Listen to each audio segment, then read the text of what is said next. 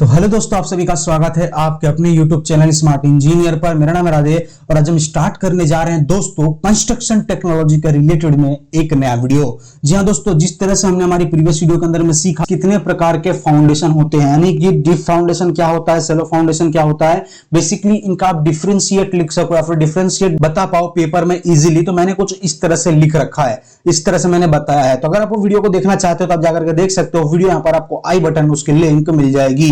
बात करते हैं दोस्तों बेसिकली जो आज का वीडियो यानी कि types of cello foundation.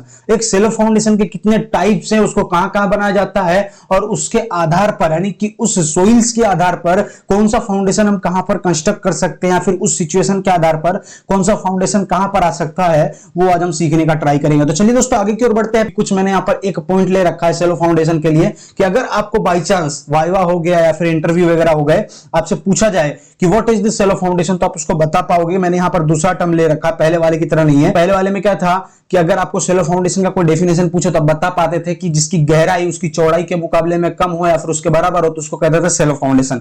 But यहां पर अलग है थोड़ा सा। यहां पर मैं बताने का ट्राई करूं कि this is the most common type of foundation, यानी कि ये सबसे ज्यादा कॉमनली तौर पर यूज होता है फाउंडेशन। क्यों? क्योंकि ज्यादातर इंडिया में आप स्ट्रक्चर देखोगे या फिर कहीं पर भी स्ट्रक्चर देखोगे, मतलब ज्यादातर लोग देखा जाए तो हाई राइज बिल्डिंग में नहीं रह रहे हैं, उनका एक इंडिविजुअल घर है, हाउस है, तो उसके नीचे कंस्ट्रक्शन आप देखोगे तो बेसिकली वहां पर सेलो फाउंडेशन किया हुआ है, क्योंकि वो हाई राइज स्ट्रक्चर नहीं, उतना लोड नहीं गेन करना है और सबसे ज्यादा कॉमनली तौर पर ये यूज होता है हर जगह अगर कंस्ट्रक्शन वर्क करना हो तो, नॉर्मली अगर आपका लोड वगैरह ज्यादा ना आता हो तो। इसलिए इसको कहा जाता है most common type of foundation, यानी कि इसका ज्यादातर मोस्ट कॉमनली तौर पर यूज होता है।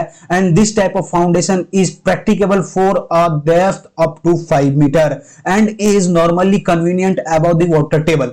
ये इसका जो डेप्थ है वो प्रैक्टिकल कितना बताया गया, 5 मीटर तक है, मैक्स टू मैक्स आप ले सकते हो। यहां 5 मीटर तक अगर आपको कंस्ट्रक्शन का वर्क अगर हो जाता है, यानी कि यहां तक आपको लोड वगैरह ले रहा है तो आप वहां तक ले सकते हो, उससे ज्यादा नहीं जाना है। तो आगे क्या कह रहा है कि कन्वीनियंट कब है, अबव द वाटर टेबल।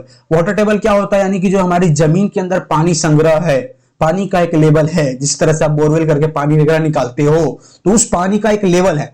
तो जहां पर वाटर टेबल लो हो, बहुत लो हो, और हमें यहां पर प्रैक्टिकेबल जो हमें डिजायरेबल यहां पर चाहिए, यहां पर हमें डिजायरेबल स्ट्रेंथ चाहिए सोइल का, फिर कह सकते हो बेरिंग कैपेसिटी चाहिए, वो हमें मिल जाता है अबाउट दी वाटर टेबल। और जो यहां पर है हमारा जो वाटर टेबल है बहुत नीचे हो, तब हम इसका यहां पर कंस्ट्रक्शन कर सकते हैं। और इसके बाद आगे क्या लिखा है कि they are also known as open foundation, और इसको ओपन फाउंडेशन भी कहते हैं। वो इसलिए कहते हैं ओपन फाउंडेशन, बेसिकली जो इसके अंदर का वर्क वगैरह हो गया, आपको कंस्ट्रक्शन वर्क करना है, कुछ भी करना है, आपको टिम्बरिंग ट्रेंचेस करनी है, तो बेसिकली इसके अंदर जो भी आपको वर्क वगैरह करना ओपनली आप कर सकते हो, जाकर के खुद आप चेक वगैरह कर सकते हो, लीड कर सकते हो इस फाउंडेशन के अंदर में। तो इस तरह से है। अब इसके टाइप्स पे बात करूं तो टाइप्स मैंने 3 से 4 वीडियो में लगातार बताते गया हूं, क्योंकि इसका फाउंडेशन का ही यहां पर डिस्कस हो रहा है। तो आपको मे भी याद हो गया होगा, स्प्रेड फुटिंग आएगा पहला, दूसरा आएगा राफ फुटिंग, जिसको मैट फुटिंग के भी नाम से जानते हैं, मैट फाउंडेशन के भी नाम से जानते हैं, और तीसरा आएगा कंबाइंड फुटिंग, चौथा आएगा ग्रिलेज फुटिंग, पांचवा आएगा यहां पर spread footing, sorry strap footing. इस तरह से कंफ्यूजन हो सकते हैं स्प्रेड और स्ट्रेप में, क्योंकि मैं भी जब लिखा करता था पेपर में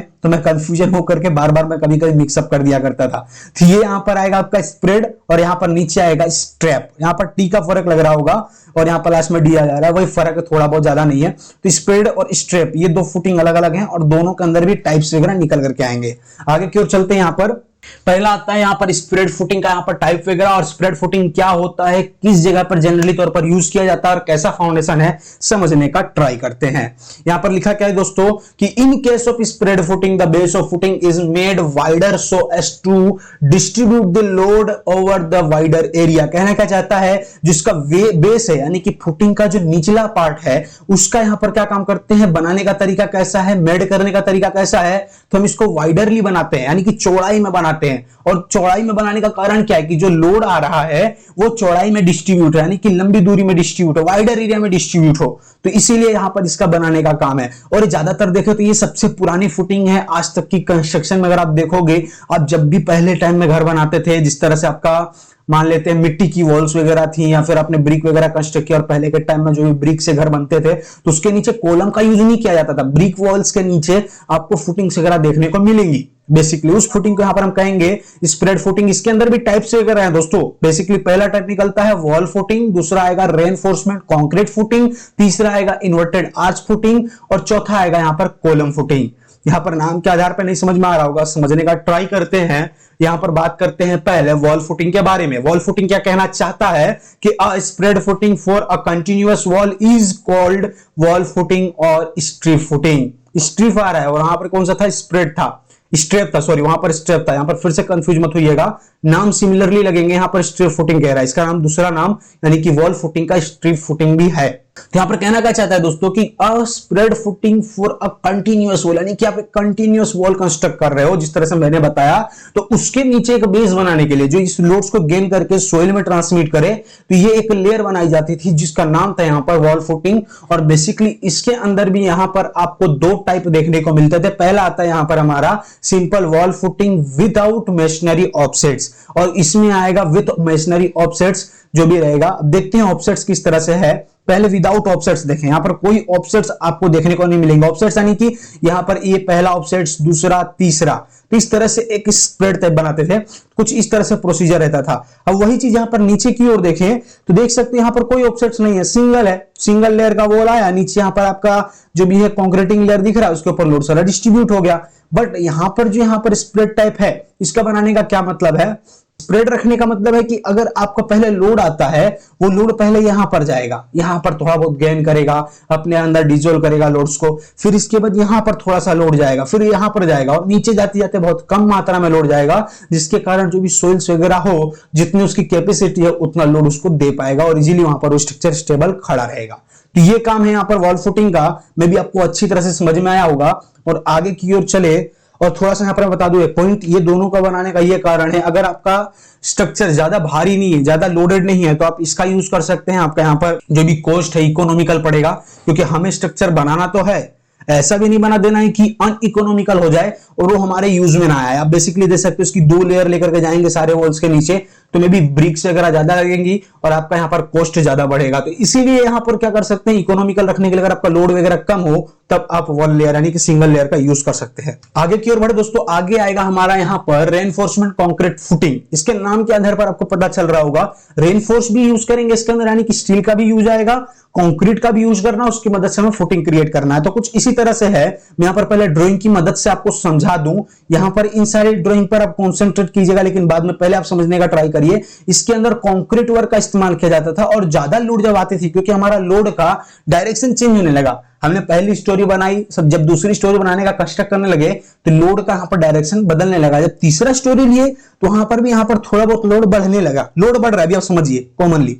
इसके बाद क्या हुआ, जब लोड का हम डायरेक्शन देख रहे हैं तो डाउनवर्ड आ ही रहा है कॉलम के ऊपर, और इसके बाद हमारा यहाँ पर हॉरिजॉन्टली लोड भी लग रहा है, यानी कि स्लैब का बीम का आप लोड देखोगे तो डिस्ट्रीब्यूशन जो प्रक्रिया है, बेसिकली अगर मैं यहाँ पर आपको समझाना चाहूं मार्कर लेकर के, तो यहाँ पर आपको बताऊं कि मान के चलते हैं अगर कोई यहाँ पर इस तरह से बीम है, जी हाँ इस तरह से कोई बीम है और यहां पर आपको कॉलम प्रोवाइड किया हुआ है, मान के चलते हैं यहां पर आपको कॉलम प्रोवाइड किया हुआ है, तो ये जो लोड देगा अपना, बेसिकली यहां पर इधर भी कॉलम है, थोड़ा सा मेरा टेढ़ा होगा ड्राइंग क्योंकि मैं यहां पर माउस का इस्तेमाल कर रहा हूं और हाथ स्टेबल नहीं रहता है माउस के ऊपर में, तो आप इसको थोड़ा सा इग्नोर करिएगा। बेसिकली अब समझते हैं हम क्या है कि मान के चलते हैं अब यहां से हमारा लोड जा रहा है, इस साइड डिस्ट्रीब्यूट हो रहा है, और आधा लोड हमारा इस साइड डिस्ट्रीब्यूट हो रहा है, बराबर, ये हमारा आधा लोड इस साइड डिस्ट्रीब्यूट हो रहा है, तो ये दोनों लोड आधा आधा डिस्ट्रीब्यूट करेगा इन दोनों कॉलम के ऊपर। तो ये जो लोड आ रहा है बेसिकली, ये अगर ज्यादा मात्रा में हो, इस साइड से दबाने का ट्राई करे तो स्ट्रक्चर ट्विस्ट होने का ट्राई करेगा, यानी कि ये स्ट्रक्चर को इधर भगाने का ट्राई करेगा इस साइड, यानी कि डायरेक्शन ऑफ इस साइड लेकर के जाएगा थोड़ा सा। तो उस चीज को रोकने के लिए, ओवरटर्निंग को रोकने के लिए हम क्या काम करते हैं, नीचे स्टील्स वगैरह प्रोवाइड करते हैं कि जो टेंशन जोन में ना जाए हमारा स्ट्रक्चर, और स्ट्रक्चर का जो भी टेंशन लोड्स आते हो, क्योंकि लोड्स के दो प्रकार है, टेंशन एंड कॉम्प्रेशन, तो बेसिकली जो टेंशन लोड्स वगैरह आ रहे हैं उसको ये गेन कर पाए, और यहाँ पर जो भी हमारा स्ट्रक्चर का है वो फेल ना हो, क्योंकि हमारा यहाँ पर कंक्रीट क्या है, ब्रिटल मटेरियल हो, खाली कंप्रेशन लोड ही लेगा, उसके अंदर टेंशन लोड लेने की कोई क्षमता होती नहीं है उतनी, तो इसीलिए इसकी जगह पर हम यहाँ पर स्टील डालते हैं। और स्टील ऐसा नहीं कि पूरा बिलो में डालते हैं, उसके नीचे भी यहाँ पर 50 से 60 mm का गैप देखने को मिलता है फाउंडेशन के अंदर। अगर आप देखोगे तो उसके नीचे छोटे छोटे यहाँ पर कवर लगाते हुए देखा होगा, 50 mm का कवर उसके ऊपर लिखा रहता है, यहाँ पर आपको दिख रहा होगा, जो ये पार्ट है यहाँ पर देख सकते हो स्टील्स के नीचे डाला हुआ है, इसको कवर कहते हैं, ताकि स्टील हमारे नीचे से यानी कि हमारी ग्राउंड सरफेस से थोड़ा ऊपर रहे और इसके नीचे क्या किया जा सके, कंक्रीट वर्क फिलअप किया जा सके। क्योंकि अगर ग्राउंड के कांटेक्ट में रहेगी तो क्या होगा, मॉइस्चर के कांटेक्ट में आएगी और यहाँ पर लगेगा उसके अंदर जंग, यानी कि कोरोजन होने का ट्राई करेगा और बेसिकली हमारी स्टील खराब हो सकती है। तो इसके अंदर जब दो लोड का कॉम्बिनेशन देखने को मिले तब इसका कंस्ट्रक्ट किया जा सकता है, इस तरह से कुछ है। और आगे की ओर बढ़े तो आगे हमारा आएगा यहाँ पर inverted arch footing. Inverted arch footing क्या कहता है दोस्तों, यानी कि this type of construction is used on soft soil to reduce the depth of foundation. यानी कि ये इस टाइप का जो कंस्ट्रक्शन है वो बेसिकली यूज किया जाता है यहाँ पर सॉफ्ट सॉइल हो, यानी कि बेसिकली आप कह सकते हो कि जहां पर पानी बहुत ज्यादा हो, पानी का मात्रा जहां ज्यादा हो, पानी से सॉइल पूरी तरह से फूली हुई हो। मान सकते हो आपने देखा होगा साइफन, साइफन यानी कि बेसिकली एक छोटा सा ब्रिज रहता है जो रोड को कनेक्ट करता है और पानी का आवागमन कर सके, यानी कि एक जगह से दूसरी जगह पानी नीचे से जा सके, फ्लो कर सके, नहर वगैरह हो गया, उसके नीचे आपने साइफन बना हुआ देखा होगा। तो उसके नीचे जो यहाँ पर वॉल्स के कंस्ट्रक्शन रहते हैं, यहाँ पर 1 2 3 4 हर जगह यहाँ पर पिलर की जगह पर वॉल्स लिए जाते हैं। तो वो वॉल को कनेक्टेड रखने के लिए नीचे ऐसी कुछ फुटिंग प्रोवाइड की जाती है, उस वॉल्स को ये कनेक्टेड रखते हैं ताकि उनका जो भी लोड आ रहा है वो ले सके। और जो सबसे ज्यादा कंस्ट्रक्शन वहां पर की जाती है जहां पर वॉल हो, ताकि वहां का जो लोड आ रहा है वो गेन कर पाए। और जहां पर वॉल नहीं रहता वहां पर आर्क सिस्टम दे दी जाती है ताकि हमारे यहाँ पर इकोनॉमिकल भी रहे और वॉल को अच्छी तरह से डिस्ट्रीब्यूट कर सके। अभी इसका अगर मॉडर्न टाइप में लूं तो आपने केबल ब्रिज देखा होगा, तो केबल ब्रिज में क्या रहता है, वो केबल खींच के रखती है, उसका लास्ट और एंड टू एंड जो पिलर है उसके ऊपर सारा लोड जाता है। तो सेम प्रोसीजर इसमें वैसा ही होता है, ये ओनली सपोर्ट दे रहे हैं, बाकी जो इनका मेन जो लास्ट और एंड वाला सपोर्ट है लोड उन पे ही ज्यादा डिस्ट्रीब्यूट होता है। इसीलिए उनका जो लास्ट और लास्ट का पार्ट देखोगे दोनों मजबूत बनाया जाता है ताकि सारे लोड्स को गेन कर सके। तो इसको कहते हैं इन्वर्टेड आर्च फुटिंग। तो आगे क्या लिख रहा है दोस्तों, the inverted arch footing is used in place where the bearing capacity of soil is very low. जिस तरह से मैंने बताया, वेरी लो कहो, वेरी पुअर कहो, तो यहां पर वेरी पुअर यानी कि उसकी बेरिंग कैपेसिटी जो लोड ले पाने वाली क्षमता हो वो बहुत कम हो, तब हम इसका यूज कर सकते हैं। And the load of the structure is concentrated over the walls and deep excavations are not possible. और जो भी इसका लोड जो कॉन्सेंट्रेट करे स्ट्रक्चर के वॉल्स के ऊपर, और यहां पर जो डीप है, डीप एक्सकेवेशन यहां पर ना किया जा सके, क्योंकि जितना भी डीप में जाएंगे हमें यहां पर वाटर टेबल ऊपर आता हुआ दिखेगा, क्योंकि उसकी सोइल्स में पानी की क्षमता ज्यादा है, पानी बहुत ज्यादा सोखा हुआ है, तो ये कर तो सकते नहीं एक्सकेवेशन। तो this is not a common type of foundation. Very common type foundation नहीं है कि आप हर जगह बना दो, आपका यहाँ पे पॉसिबल ना हो, एक्सकेवेशन कर नहीं पा रहे उसी को बना देते, नहीं हो सकता ये ज्यादातर जब आपकी वॉल्स हो, यहाँ पर लिखा है arched constructed between the 2 walls of the base. अगर आपका 2 से ज्यादा वॉल हो या फिर 2 वॉल हो तब उनकी बेस में आर्चेड कंस्ट्रक्शन वर्क किया जा सकता है, या फिर आर्चेड फुटिंग का यहाँ पर वर्क लिया जा सकता है, या फिर इन्वर्टेड आर्च फुटिंग बनाया जा सकता है। तो ये यहां पर बताना चाहता है कि आर्चेड फुटिंग कहां पर यूज होती है या फिर इन्वर्टेड आर्च फुटिंग का कहां पर यूज करते हैं। बेसिकली ड्राइंग के आधार पर आप समझ सकते हो, कंक्रीट वर्क भी लिया जाता है नीचे और बेसिकली इस तरह से कुछ रहता है, यहां पर भी वॉल हो, यहां पर भी वॉल हो, तब इसके बाद इन दोनों को कनेक्टेड करने के लिए हम यहां पर आर्चेड फुटिंग देते हैं, क्योंकि जो इसका लोड आ रहा है, इसका लोड आ रहा है कंटिन्यूसली, इसके ऊपर सारा लोड डिस्ट्रीब्यूट होगा, फिर इसके बाद सोइल में जाएगा, कंटिन्यूसली यहां पर डायरेक्ट नहीं जा रहा है। तो उस चीज को पहले ये जो भी आर्च सिस्टम है ये पहले अपने ऊपर गेन कर रहा है, जितना हो सके उतना लोड को अपने ऊपर गेन करके रिड्यूस कर रहा है। तो ये सिस्टम होता है इन्वर्टेड आर्च फुटिंग का। आगे की ओर बढ़े दोस्तों, आगे आएगा हमारा यहाँ पर कॉलम फुटिंग, जिसको आइसोलेटेड फुटिंग भी कहते हैं। सबसे ज्यादा यूज होने वाला अभी के टाइम में कंस्ट्रक्शन वर्क में हम इसी फुटिंग का यूज कर रहे हैं। आप देख सकते हो इस तरह से स्टील वगैरह रहता है, इसमें दोनों साइड स्टील प्रोवाइड की जाती है, हॉरिजॉन्टल एंड वर्टिकल। यानी कि हॉरिजॉन्टल किस तरह से देख सकते हो, ये हॉरिजॉन्टल में आपको बार्स दिख रहे हैं बेस में, ये वहां पर देखो, यहां पे आपको समझ में आएगा, ये हॉरिजॉन्टली आपको बार्स प्रोवाइड किए हुए हैं और वर्टिकल में भी बार यहां पर प्रोवाइड किए हैं। बिटवीन द स्पेसिंग होता है इन सारे बार्स का और उस स्पेसिंग को फॉलो किया जाता है, डिजाइन किया जाता है, फिर इसके बाद यहां पर इसको प्रोवाइड किया जाता है। और ये सारे बार्स जिस तरह से मैंने बताया, जो हॉरिजॉन्टल लोड्स आ रहे हैं बीम से, कॉलम से, बीम से, स्लैब से, और जो भी आप लाइव लोड है स्ट्रक्चर से ऊपर या फिर 3 से 4 फ्लोर का बिल्डिंग बना रहे हो, तो जो भी लाइव लोड आ रहा है और जो भी उस स्ट्रक्चर्स के ऊपर दबाव लग रहा है, उन सारे लोड्स का टेंशन लोड से सारा यहाँ पर स्टील गेन करते हैं। और कंप्रेशन लोड आपका यहाँ पर कंक्रीट बेसिकली ब्रिटल मटेरियल वो गेन करने का का पूरा पूरा कोशिश करता है। तो इस तरह से ये फुटिंग्स ज्यादातर अभी के टाइम में यूज हो रही है। इसके भी यहाँ पर टाइप्स वगैरह हैं, यहाँ पर इसके देख सकते हो, यहाँ पर लिखा होगा कि they are used to support the individual columns, यानी कि ये इंडिविजुअल एक एक कॉलम्स के नीचे बनाए जाते हैं। जो भी अब कॉलम जो भी देख रहे हो आप, यहाँ पर आइसोलेटेड कंस्ट्रक्शन हो रहे हैं, फुटिंग्स कंस्ट्रक्शन हो रहे हैं, उनका सीधा यहाँ पर कॉलम प्रोवाइड किया जाता है। यहाँ पर वॉल्स वगैरह यहाँ पर लोड नहीं लेते, कॉलम लोड लेता है सीधा, समझ रहे हो ना। यहाँ पर कॉलम का जो भी लोड वगैरह है कॉलम गेन करता है। फिर इसके बाद क्या कह रहा है कि they can be either or stepped types of projections in the concrete base. कहना क्या चाहता है दोस्तों कि इसका जो कंक्रीट बेस का यहाँ पर प्रोजेक्शन है वो कैसा रहेगा, स्टेपेड टाइप रहेगा। किस तरह से, यहाँ पर देख सकते हो कुछ इस तरह से बनाया गया है, और इसके ऊपर भी एक और लेयर लिया जा सकता है स्टेपेड टाइप, यानी कि बेसिकली कुछ इस तरह से। यहाँ पर मैं दिखाना चाहूं आपको, जिस तरह से आपने वॉल फुटिंग देखा था, ये वॉल फुटिंग यहाँ पर ये स्टेपर टाइप हुआ, यानी कि बेसिकली 1 2 3 इस तरह से रहेगा स्टेपर टाइप, यानी कि बेसिकली लोड इधर आएगा, इसमें डिस्ट्रीब्यूट होगा, इसमें डिस्ट्रीब्यूट होगा और बाहर जाएगा। तो यहाँ पर वॉल का इस्तेमाल करते थे, बट यहाँ पर जो था इस्तेमाल करने का तरीका ये ब्रिक मशीनरी था, उसमें पूरा कॉन्क्रीट का लेयर रहता है। इसमें आपको देखने को मिलेगा यहाँ पर पूरा कॉन्क्रीटिंग लेयर।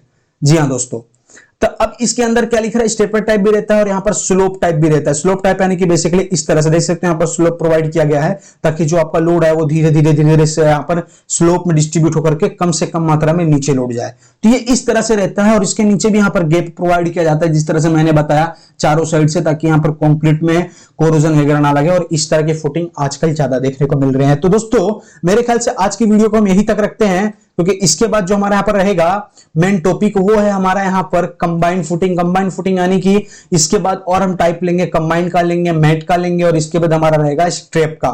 जी हाँ दोस्तों, यहाँ पर स्ट्रेप फुटिंग का, इस तरह से हमारे सारे यहाँ पर टाइप्स वगैरह को कवर करेंगे। तो मिलते हैं नेक्स्ट वीडियो में, आज के लिए इतना ही दोस्तों। Take care and good bye.